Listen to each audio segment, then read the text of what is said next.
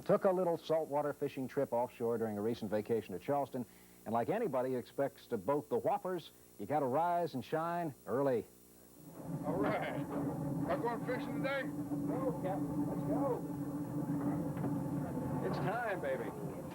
It's 5:45 a.m. You're on board the Sandman, a 28-foot Bertram that is about to make tracks.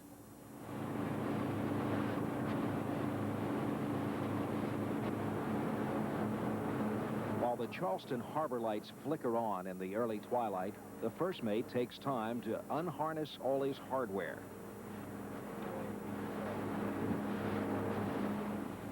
And a lighthouse says good day to the shrimp boats as they head to sea. During this long run to the ocean, up on the bridge sits the captain. That's Tom Redding, along with Don McCluster, who's trying to fight off the early morning yawns. Once the sun breaks the horizon, it's our beacon for the next 3-hour trip to go 48 miles offshore. The first mate is Mark D. Ogburn. He's an engineer by profession. He's rigging a ballyhoo with a plastic orange feather to try to attract the fish. We're fishing in 160 feet of water over an ocean reef. Today in the middle 90s, wind southwest at 10 miles per hour. Tonight, little dolphin, little bitty one. A little baby dolphin. It's a strike, all right, with hearts pounding and hopes up.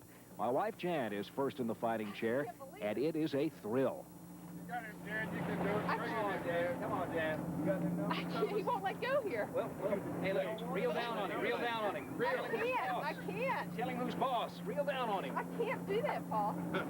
It's a dolphin doing his dance, but the line is wrapped around him, causing him to come in sideways, a much tougher chore to pull him in the boat. Well, he's given up a little bit. Well, he gets tired. Pull him off the hook. Look how pretty he is, Dan. Look how pretty he You don't dare get off that hook after all this. is. Yeah. Oh, wow. Hold up the coast. This is a fish dolphin, not a porpoise-like flipper, and he can make that box sing.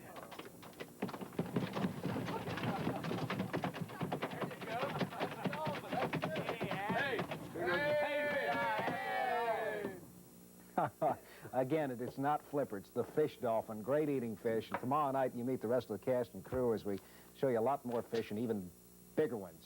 The big one that got away, would you believe that?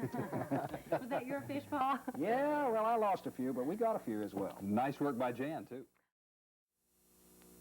Last night, we started a series on ocean fishing, a trip we took recently about 48 miles offshore from Charleston. We're in deep enough water right now where just about any fish that roams the Atlantic Ocean, we can catch them.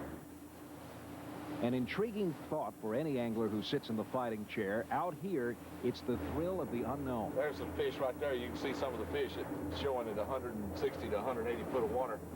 That's what that's showing right there. That's fish off the bottom. Electronics plays a key role in modern fishing, from graphs to navigational aids. But success on the ocean depends on one very key human element, and that's teamwork.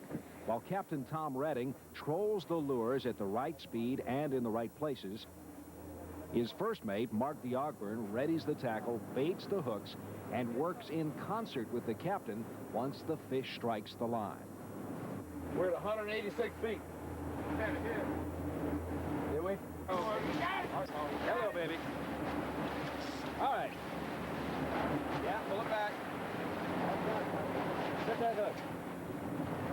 well, the first thing to determine is to keep is to come off the throttle slightly without not too much at one time. And the next thing is to make sure that you keep the boat straight so that you don't cross your lines while he's getting either the other lines in. If it's a big fish, then you have to bring all the lines in. And that's a joint effort from the people that's in the pit. Yeah. He's not very big. All right, slow down. Oh! You see him jump? Get stuff out of your way. Oh! Watch him, watch him, watch him. Good, TC.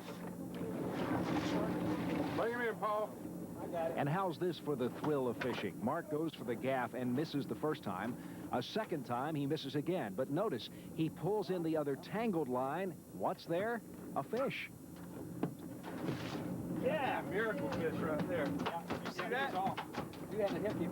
Yeah. He was off the hook. He pulled the hook and got tangled in the center line. Right. Miracle fish. My feelings are that when the thrill leaves, then I'm going to stop fishing. And I've been fishing since I was a little guy, and thrill hasn't left yet. I love it every time. It's great. Ah, but it wouldn't be our only thrill. More and bigger fish tomorrow night in part 3. Those dolphins are looking good, and that is some of what's been happening in sports. Oh, boy, I bet he's got a freezer. 60 miles off the Charleston shoreline sits a pretty stretch of deep blue ocean. Warm water of the Gulf Stream is home to a wide variety of big game fish. And tonight we take you back out to sea in a 28-foot Bertram boat with 7 lucky anglers on board.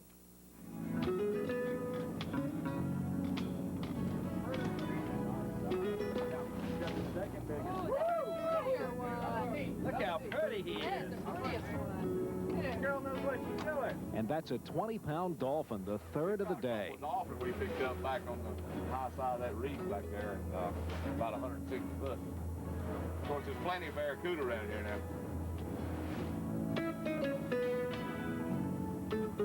Don McCluster of Charleston got one of those toothy creatures on his line. The big one.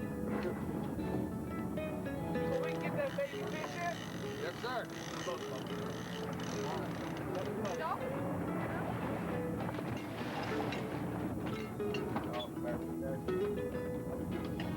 Likewise, a cuda for Ike Faust of Concord. Caught a baby barracuda.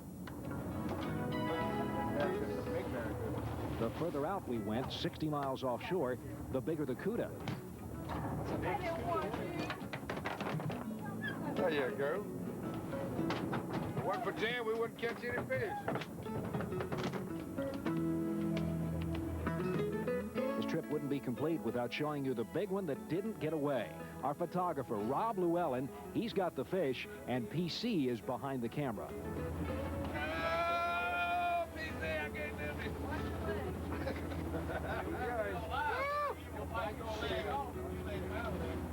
Rob has boated a 60-pound wahoo, one of the fastest, strongest fish in the ocean. I put it on him. I put it on him. Many thanks to the captain and crew of the Sandman for a beautiful day on the open sea.